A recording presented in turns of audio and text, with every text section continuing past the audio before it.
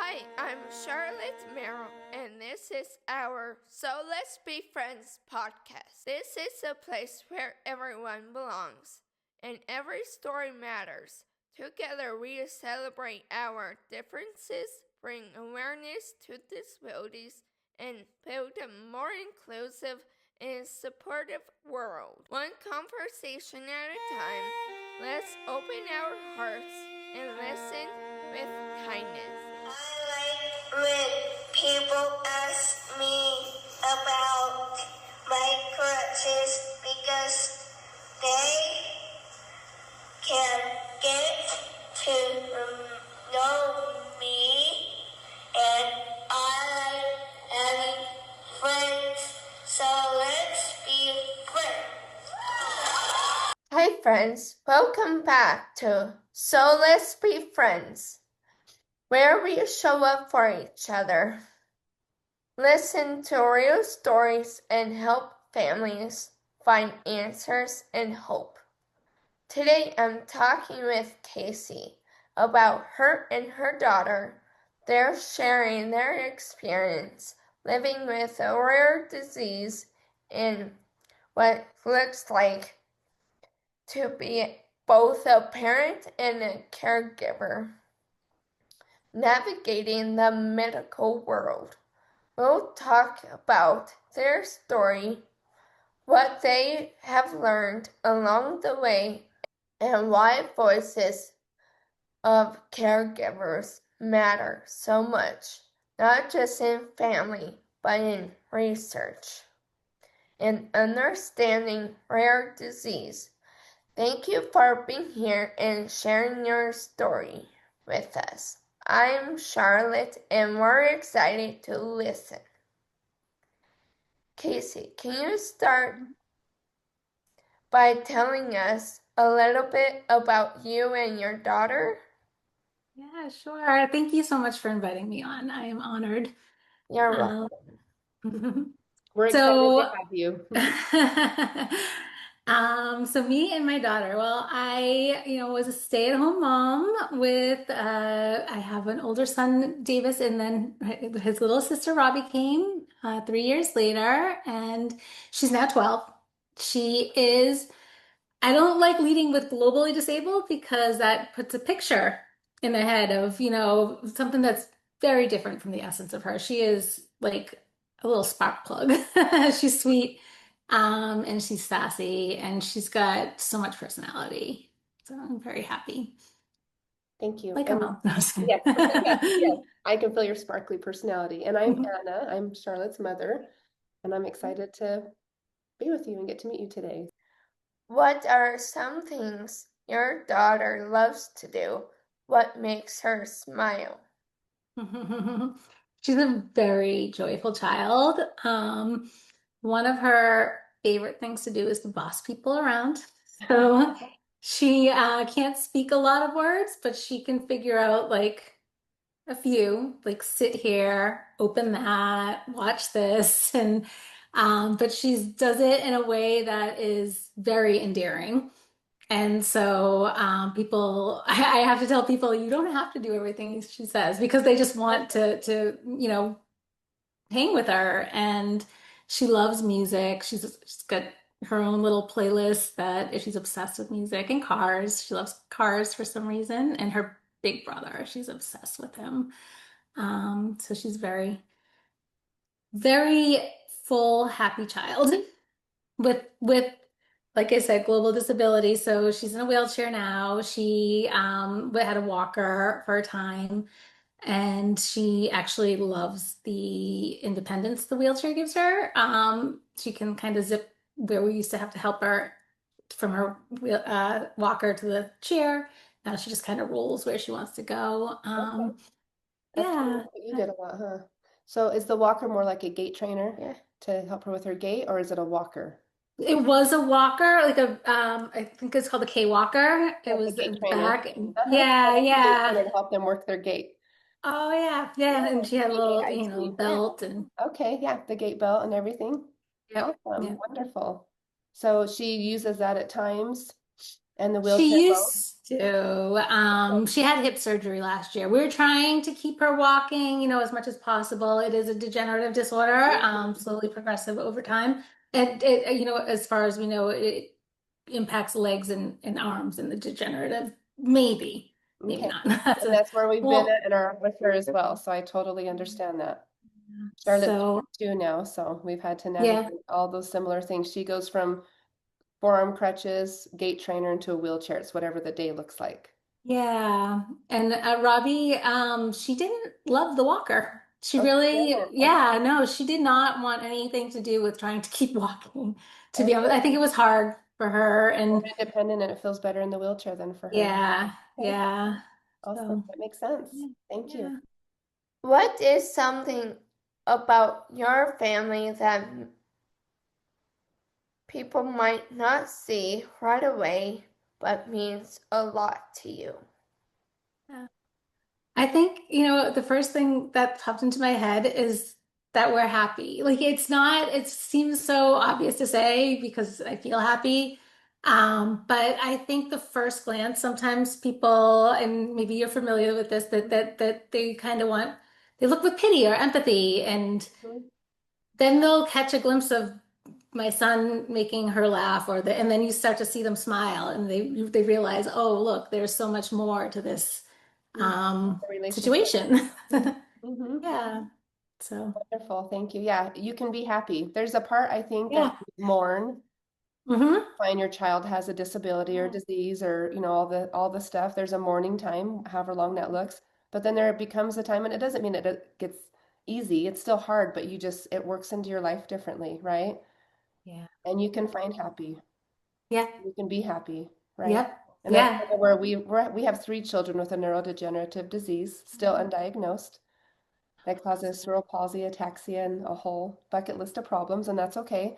And we're happy, right, Charlotte? Do you feel happy? Yes. And there's still hard days, right? But yes, Yeah. people do look at pity, seeing the special needs and Even disabilities. though when I have a hard day, I just smile and Yeah. just get through the day. Yeah. That's perspective, just to know that it's a day and tomorrow can be better and you start anew. That's a new day, right? Yeah. Exactly. Thank you. Yeah. When did you first begin noticing that something might be different with your daughter's health? Well, this was a unique story, I think, kind of, is that I had no idea. She Hmm. was 4 months old and she was having trouble nursing. And Hmm. I didn't think anything more about it other than I want her to go on a bottle. Oh no, she was fine nursing, she couldn't take a bottle. And so I just really wanted her to take a bottle. And I tried all different, going to the support groups and stuff. And someone recommended that maybe early intervention might Okay. help. Yes, that was our last podcast. I saw I that followed and that. I was I just love like, that. early intervention, Hmm. they were so amazing. But they Good. came in at 4 months old and they did an evaluation. And at the end, they said, she hasn't reached any of the milestones. Hmm. And I was like, she's 4 months old. What milestones are there? Like that was my first. I was like, I don't. She's 4 months old, Right. especially And so it was more of a watch and see at that point because you hear about how many kids started delayed in this and that, Mhm. and I just thought she'll catch up. Right. That's what So you she get told did. a lot of times, or you feel she'll catch Right? up. That's what you hope and pray for, Yeah, right? yeah. You hear it all the time. Everyone says it. She'll catch up. She'll Yep, I catch heard up. that That's for happened to 4. my friends, Yep, brothers, I heard that for cousin. 4 or 5 years with Charlotte. She'll catch up, and at 4 years still didn't catch up. So I was a little slower catching on. Yeah. Well, thank you. Yeah, That's because hard. it And happens. Everyone knows someone that it took that long. So that's a hard emotional spot to be in. yeah, Okay. yeah. What happened after that? When did you start feeling So and recognizing, I think it was about accepting, I 12. guess is more the word. Well, it was about 12 months, I think. I forget the exact age, and the pediatrician was like, you got to go for further. At this point, you need to go get her further looked Before at. And I more. think, yeah. it was maybe a 6 month wait for, but I think I forget the timeline, but she was going through evaluation. We're just got the that she's, I think they even said severely globally. They called it delayed at that time because sometimes they catch up. Yep. So Sometimes they catch up, right? um, they didn't want to say it was a disability, globally disabled at that time, but it was globally delayed, and they put in scheduled us for an MRI the next month, and then a couple weeks later, Robbie had a seizure, and yeah, we had to get medevaced to Boston Children's Hospital, and she was in there for a few days, and they expedited the MRI, and they saw that there was what they thought was brain damage. It turns out it was actually developmental um, issues, I think, but that was that was the moment when they The said, moment. we can see, yeah, we can see That that was the there's big turn. damage. Okay. Yeah. Wow. Thank you. Wow. Okay. What was their journey like trying to find answers? Yeah. We were lucky in that you were with Boston Children's Hospital, and we had gone through Mass General for the developmental assessment. So I think she had a neurologist there, and and I think we got a follow-up neurologist at Boston Children's, and both of them picked up on that. We don't think it's damage from injury. We think it's genetic. Let's get tested. And so I think it was right before the holidays, like Christmas. And I was like, I don't want to do this right now. Let's get through the holidays and get her tested, and waited. And to be honest, again, lucky is that the gene was on the panel that they took. It was like the Oh, 200 different wow. disorders Yeah, that ours they is looked still not at. on any panel. 22 We years can later, we still can't offline. I figure it would out. love to talk to you about some. Well, actually, I was going to say there's some diagnosis potential thing, but I'd have to look at my Yeah, we notes. just started a Anyway, whole nother blood work. We're working on a whole nother turn, doing all the stuff again. So yeah. for the Um, so what else on but your journal? What else happened on your journey? yeah, so no, so they pegged it, and they said it matches something that there's 9 patients in the world, and they're all in the Middle East. And but we need to take saliva from you and your husband, my husband at the time, and because it's autosomal recessive, you need one gene from each parent to inherit one pathogenic variant from each parent in order to get this disorder. And so we need to know that you each have that variant. And then we had to wait 6 weeks, which was an awful 6 weeks. And then we got the diagnosis. I'm sorry. Yeah. But Well, getting, I think, a diagnosis is good though, right? Because it puts you in a direction to know where to go. Does that well, diagnosis is so that's a very good conversation because I obviously, before we got the final, I remember leaving the genetics office when they told us about the disorder, and I was crying, and I said, I wish we never knew. Like, I oh, wish we never okay. looked. You wish you never looked. And yeah, What and did they call the disorder? it's hereditary spastic paraplegia type 47. Okay. But my daughter's dad at the time, he said, I will never forget, he said, no, I think this is a good thing because now we know what we can fight, what we have to fight against. Mm-hmm. Well, And we there's started truth to fighting. that, but it's so hard, right? And every Yeah, time we start this genetic testing, I'm like, why are we doing this again? We haven't ever found yeah, out. And I go on this hope roller coaster of like, maybe we'll figure it out, but they just keep saying maybe they're just missing a chemical, maybe they're just missing something. So they keep yeah, wanting to do it, and I'm hopeful. Now I'm more at peace. We're okay. We're keeping them alive. yeah, That's our yeah, goal now. We're keeping them alive, keeping them upright most of the time. yeah. So, but yeah, we've never got a diagnosis, and I've had to become at peace with that. That may never happen for our family. We're even Yeah. looking in the junk genes. Have you talked about those? There's junk genes that DNA, nobody talks dark. about. Yeah, there's all, Yeah, all the genes, and then there's the yep, junk genes that nobody yep. talks about. But now in the last 10 years or 5 years, whatever, they've started to realize there's things hidden in those genes too that are important. I Is don't it, know. I think it's, if it's the same thing, it's like dark DNA, I think they've called it, It's where definitely it's the just genetic. non-coding, Yep. Yeah. non-coding stuff. Yeah. So now the Yeah, research in I that dive deep area. on a lot of genetics and stuff Oh my throughout the goodness, yeah. years. Yeah. Well, so how do you feel now that fast forward later, how do you feel now that they found a diagnosis for her? Was that helpful for you or was that Yeah, so we started a nonprofit with, we found, and it's an umbrella disorder. So there's like 90 different subtypes under it. And I joined the support group for that umbrella. And by the grace of God, met another family that had the same disorder. Their daughter's 2 years old too, at the same okay, time. okay. And they were in Philadelphia and we were in Massachusetts, and we started talking, started a nonprofit, started funding research. Like we were in the right places at the right time. And, it's been a decade and we've got a few therapeutics, not therapeutics, but potential therapeutics, and starting observational studies soon for an FDA approved drug that might has shown efficacy in disease model tadpoles. And Wow, yeah. that's huge. That's wonderful. Yeah. Yeah. Congratulations. Thank you. Wow. I'm excited. I'm so excited for you. Yeah.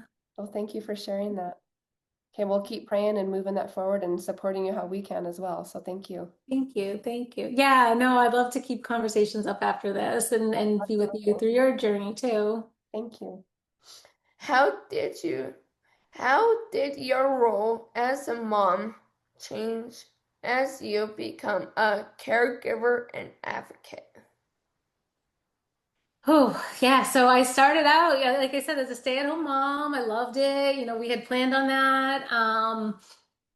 You know, doing all the kids stuff. And very, very quickly, I became hyper focused on any publication that I could find, and how to get a nonprofit off the ground and how to get awareness. And at the same time being the caregiver, and early intervention was there 3, 4 times a week, and realizing that, okay, and the house is going to be a mess. It used to be the house was nice when people came over, and now I was like, come in, there's food on the counters, and Yes. this is my life right now. And Hmm. it was having to balance the difficult, but also the new normal. And how do I raise both kids? But in particular, my son was 5 at the time and very precocious. He's, you know, older than his years mentally, and how do I make this the childhood that he should have, that they Right. should have? Exactly. Hmm. Yeah. Yes, I have So, typical or whatever you want to call it among. yeah. I have 3 kids with a disability, and then my one, Kalisha, who trying to let her live the normal life without me using her as a helper all the time, right? Having Yeah, exactly. A little about my background is I worked at the MDA as a healthcare service coordinator, and I moderated the parent support group and the patient support group, and I learned how much the sibling that's unaffected can be affected. And I was like, hmm. okay, balance. Right. Like Kalisha, my other daughter, that's just younger than her. I remember when she got diagnosed with asthma, she was actually excited. She was like, "Is this my thing?" She felt outnumbered because she didn't have a disability or a disease. So it Yeah, almost gave her security. And so when you say that, what does it create in our typical kids, right?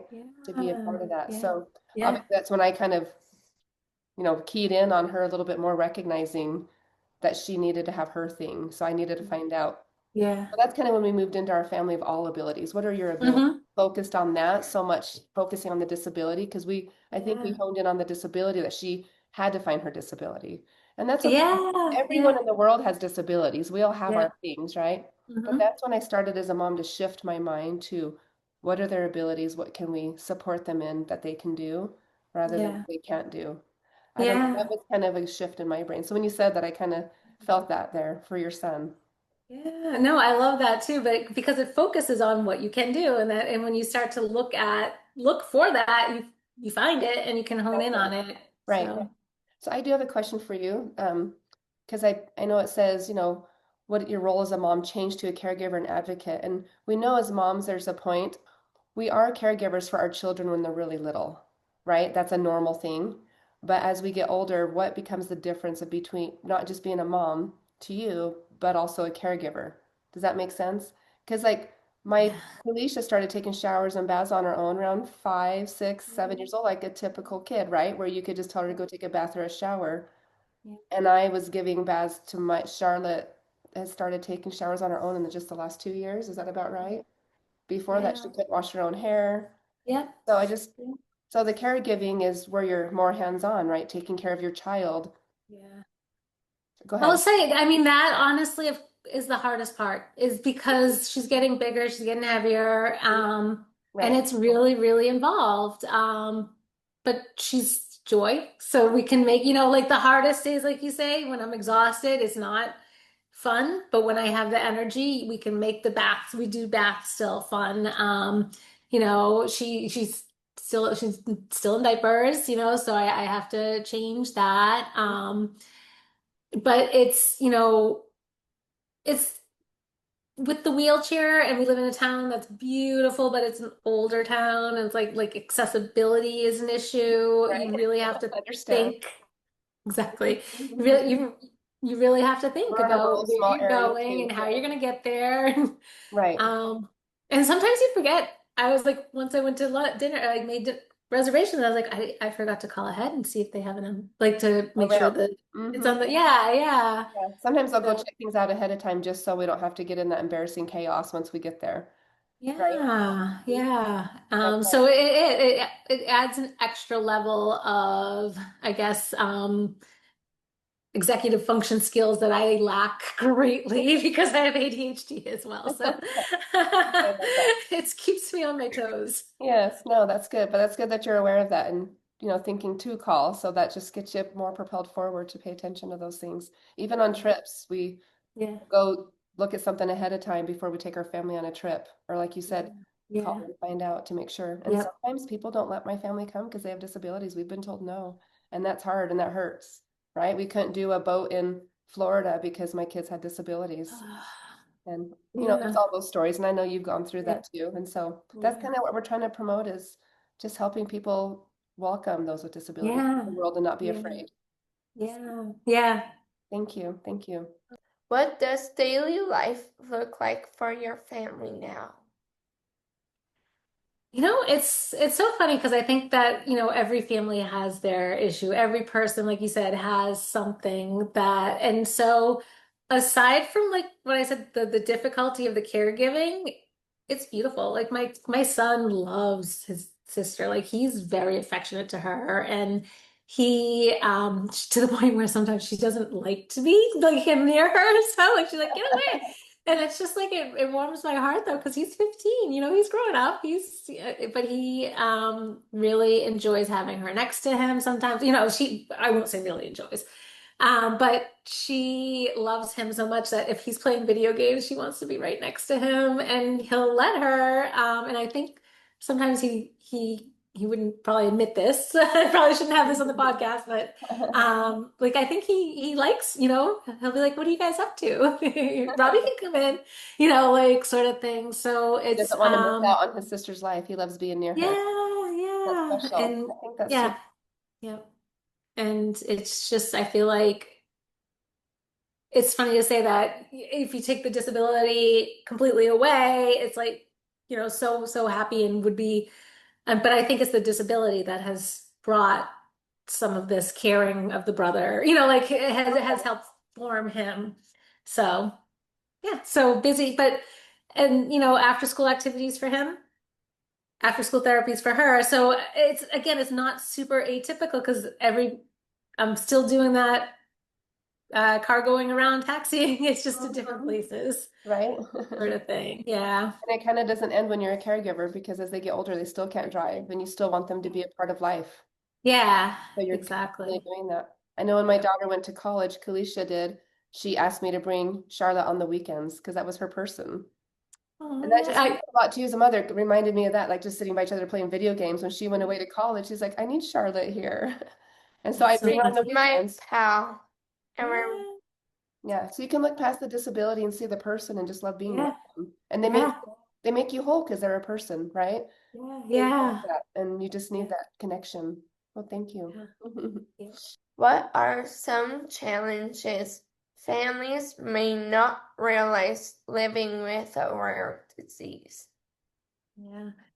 How much, living with any health condition is hard. Like we talked about the mobility and the stuff. And then the rare disease is that you just don't know, you You don't don't know know. what you don't know. You don't Uh-huh. know sometimes who you can talk to. Um, and you don't always think about the toll mentally it takes on you of the unknown. Like that's not even like present all the time, but it's there. So I Your think, physical body, all the lifting you're doing, you have to be aware and to lift correctly. Use your legs, not your yes, shoulders and your back, right? yes. I tore my body up in the beginning lifting wrong over. Yeah, Hmm. yeah. And then, my daughter has safety issues, so it's like I'm always on making sure she jumps, like doesn't go into the traffic. So I think maybe this isn't specifically rare disease, but just that we're on all the time. So if we're exhausted, and they know that to expect that we're exhausted anyway, but it is a level like if you're seeing it, we're at a level like red flag 10. Right, right. Yes, you gotta, yeah, we're always on. I like how you said that, making sure they don't roll into off the curb into the street, because that's happened with a walker when the Yeah. wind blows, right? Yeah. All little things. Yeah. Yeah. It's scary. It's yeah. Yeah. That's interesting. I So never think of that. We're always on. We're always high energy, making sure they don't choke or, yeah. right? Yeah. Yeah. Thank you. Okay, let's see, number 9. Sorry. What strengths have you seen grown in your daughters through this journey? Yeah. So she's always been such a force of strength mentally. It was just more familiar with family. We knew her personally. I would say the biggest strength she's shown is her ability. When she first started school, it was awful. She cried every single day. It was torture. And, from day one, I remember being invited to a birthday party, and all the other little kids were introducing the parents to their friends, and Robbie wanted to play by herself over here. And I looked at a wall and cried, like the corner, and cried. But then by the end of the year, there was a little girl who really loved Robbie and and Oh, I ended up running into them outside of at like swim lessons once, and the mom introduced herself, and she's like, "This is Madison." I was like, "I heard of Madison." And I was like, "Do you want to do a oh. play date?" And Yes, we to get to do a play date is huge, especially. let's be friends, right? Oh, let's be friends. Yes. Yeah. And it Um, really, honestly, we credit this little girl to opening Robbie's eyes of other kids. And now she's like, they call her the mayor at school, where the kids flock to her and she's like the class clown, and she'll like doesn't care about getting reprimanded. So she'll like throw a book off the desk just to get a reaction. Like she's a little That's naughty, fun. but No, she I loves it. love that. Her personality, she's already, to me, that shows already advocating for herself, already not staying quiet and hidden in a corner. I Oh call yeah. my kids would get left on a beanbag lots of times is what we would kind of Oh, talk about. Like, let's get them off the beanbag and yeah. yeah, and be Yeah. seen and heard on a part of the classroom. I love that. Yep. I will say that reminded me, like I've had clinicians, like they get excited when Robbie's on the schedule, but I've had them say that she will go far because of her Yes, personality. because of that Because personality. yeah, I think that's wonderful. Yeah, don't stop that. yeah, Don't you can't. tell her to She's a push that book force. off the desk and get attention. That's, I think, advocating. That's showing advocating skills for herself, and that's humongous. Yeah. Oh yeah. Oh, I'm so happy for her. Well, good. This life is beautiful, and you are wonderful. If you're listening, thank you for being a part of this. We are excited to share more stories and more truth and more love in every episode. Until next time, love one another, and like I say, so let's be friends. Thank you, Charlotte. Good job, you guys.